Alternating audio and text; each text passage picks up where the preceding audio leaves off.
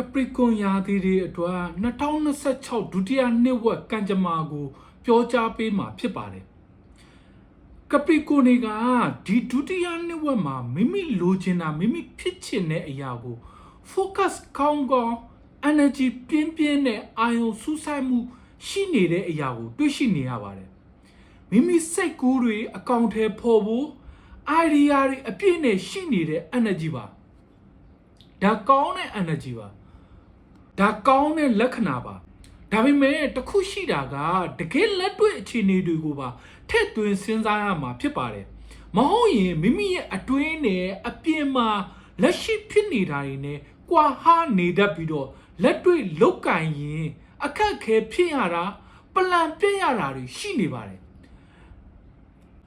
တခါလေဖြစ်ချင်တဲ့ဆန္ဒအားကြီးသွားတော့အတ္တကြီးသွားတတ်ပြီးတော့အလုံးအကင်မှာလူမှုဆက်ဆံရေးမှာအားနည်းသွားတတ်ပါတယ်။ဒါကသတိပြုရမယ့်အချက်ဖြစ်ပါတယ်။ဒီတော့ဒီအခြေအနေမျိုးမဖြစ်အောင်မိမိဖြစ်ချင်တာတွေရည်မှန်းချက်တွေကို focus ထားပြီးတော့အပြင်လက်တွေ့လောကနဲ့လိုက်ရောညီထွေစွာချိတ်ဆက်နိုင်မှုအတွက်ကိုအကြံပြုချင်ပါတယ်။အဲ့လိုမဟုတ်ပဲမိမိစိတ်ကူးတဲ့ကအတိုင်းပဲလောက်ကင်လိုက်မယ်ဆိုရင်လက်တွေ့အပြင်အခြေအနေမှာအလုပ်အဆင်မပြေတာမိမိဖြစ်ချင်တဲ့အတ္တကြောင့်မိမိဆုံးဖြတ်ချက်မှားပြီးတော့ငွေကြေးဆုံးရှုံးရတာမိတ်ဆွေဆုံးရှုံးရတာလူမှုဆက်ဆံရေးမှာအဆင်မပြေတာတွေဖြစ်တတ်ပါတယ်မိန်းကလေးဆိုလဲလှလှပပနေထိုင်ပြောဆိုတာယောက်ျားလေးဆိုလဲဟန်ဘယ်ဖြစ်တာ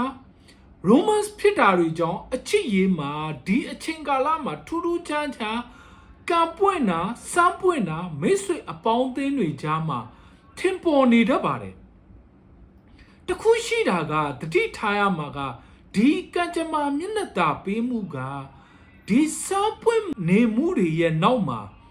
စာမေးပွဲစစ်နေပါတယ်ဒါကတော့ရိုးသားစွာနေထိုင်ပြောဆိုပါမိမိချစ်သူဘောကိုတစ္ဆာရှိဖို့အတွက်လမ်းညွှန်လိုက်ပါတယ်ဒီလိုမှမဟုတ်ပဲစားပွင့်နာကိုအခွင့်ကောင်းယူပြီးတော့ပွေတာရှုပ်တာ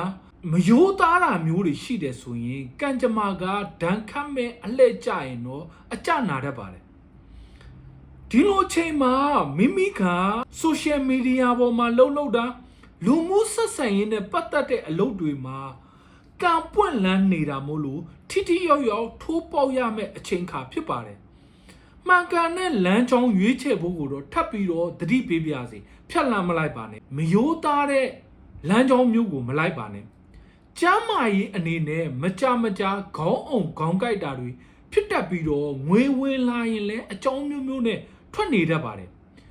ငွေမမြဲတဲ့ကာလလေးမျိုးအဖြစ်တွေ့မြင်ရပါတယ်ပညာရေးမှာတော့အထူးကောင်းမွန်ပါတယ်စိတ်အေးလက်အေးထားပြီးတော့မိမိပညာရေးကို focus လုပ်ပါက